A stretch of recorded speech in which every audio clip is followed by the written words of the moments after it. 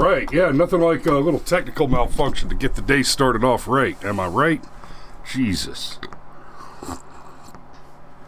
I had such a beautiful thumbnail put together for you guys, too. It really, I think, captured the essence of the story. In fact, just because I made the damn thing, let's all just take a moment and revel in my genius with Photoshop. So, still able to count to 10 without taking off a shoe? Yes, I hope so. All right, and I expect that everybody came back 10 and 10 and 10, right? 10 fingers, 10 toes, and a 10 Amendment Bill of Rights. So, let's get into this a little bit. Good old Joe.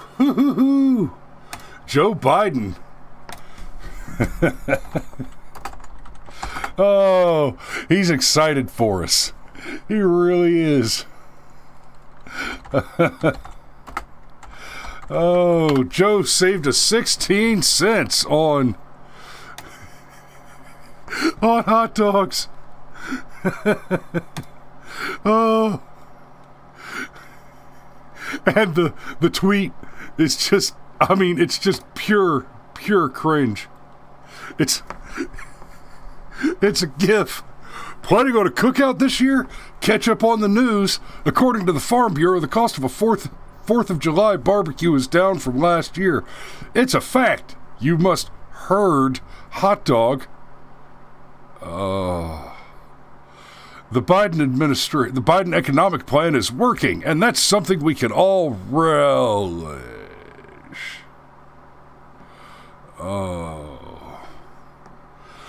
So, the current White House and the current administration have apparently said to themselves, well, Donald Trump made Twitter work for him. We can make Twitter work for us. How did Donald Trump do it? Well, for starters, guys, he started with one key ingredient. He didn't give a shit about the optics. Okay? He wasn't looking to make anybody happy. He was looking to make his statements. Now, there's a difference between knowing that the statements you want to make a certain kind of people happy, namely Americans, and pandering. Which is not to say that the Donald was above a little bit of pandering. The man is a salesman par excellence, right? Bar none. But here we go.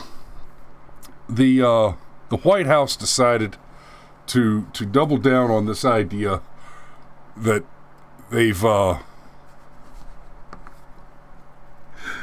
16 cents. Oh, the cost of a 4th of July cookout in 2021 is down 16 cents from last year. Basically based on the hot dogs. Just a little clue you in, guys, a little bit. Hot dogs are at a 10-year high, by the way. Just so you know. Hot dogs and meats generally are at a 10-year high. Everything is more expensive right now. Right? We'll get into that a little more in a minute, but let me just share this with you. Does the White House think that 16 cents off a barbecue has more of an impact on people's lives than gas being $1 more this time? I would say if you don't like hot dogs, you may not care of the reduction of cost. You don't have to like hot dogs. You can't buy a but hot dog for 16 cents. A reduction of... Right? I mean, that is... I mean, tone deaf just almost doesn't even cover it. Let's take a quick look at just a little perspective. Let's look at the gas prices. Yeah?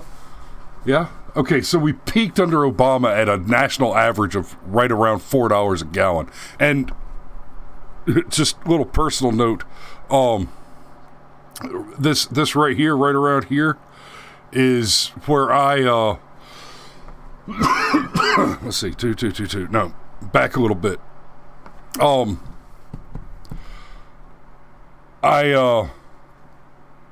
I was PCS doing a permanent change of duty station from Monterey, California to somewhere in Far East Texas. I see Legion, morning sugar, and on route, gas in California at the time, as I drove south from Monterey to hang a left into Nevada, was between $4.80 and $5.20 a gallon almost everywhere. And I was going through the mountains to get out of California, and I crested the mountaintop.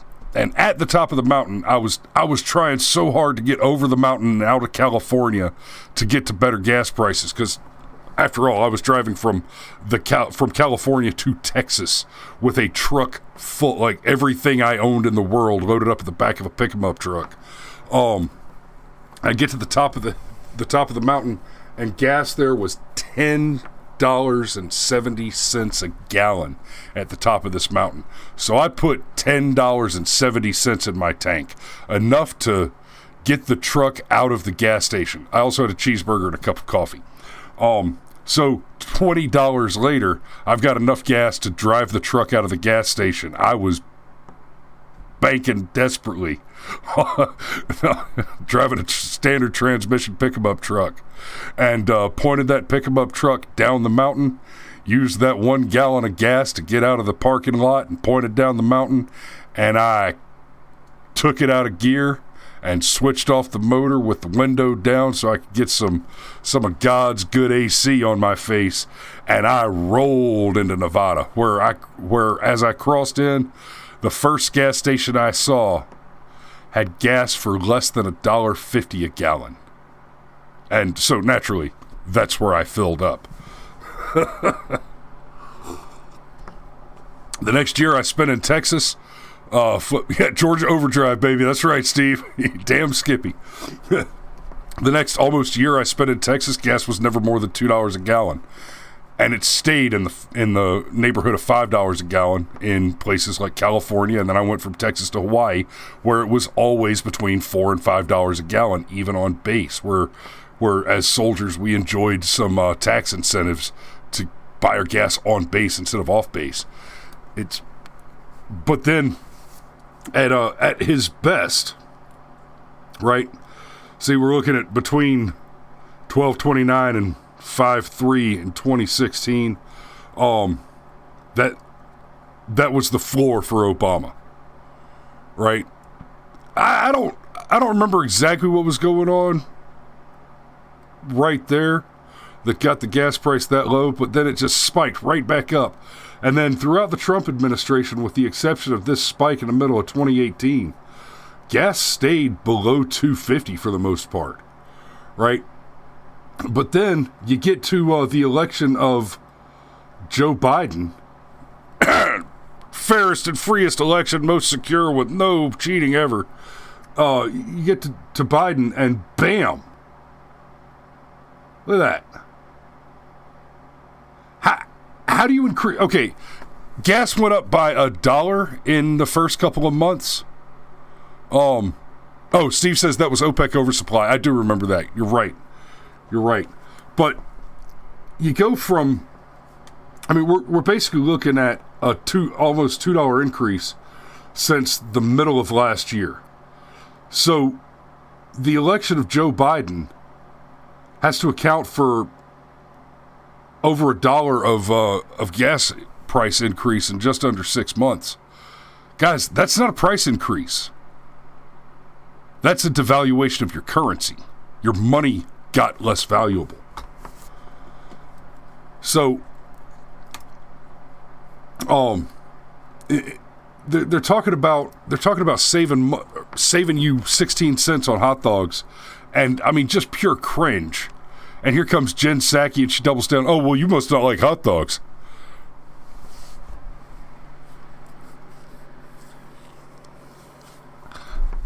I like when my money's worth what my money's worth, bitch.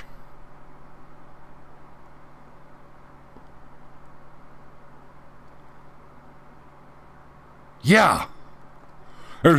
Legion, the worst was Obama gas living in Hawaii, the $100 pickup truck fill up. Yeah, $100 pickup truck fill up. On a related note, cigarettes have gone up by $20 a carton since Biden was elected. And that's just infuriating.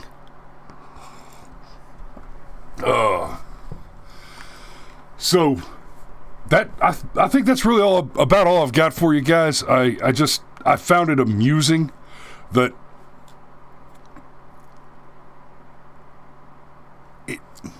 it makes my ears bleed.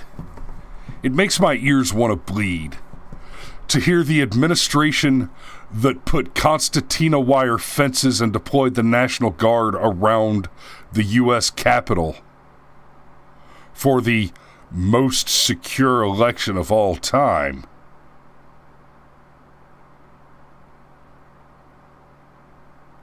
to try and wish us a happy Independence Day by shitting a bunch of fake numbers up our noses about hot dog prices. I mean, come on, man. Right? I mean, it's that simple. If your election results not in a peaceful transfer of power, but the military occupation of my nation's capital, you no longer get to wish me a happy Independence Day. You nattering traitor.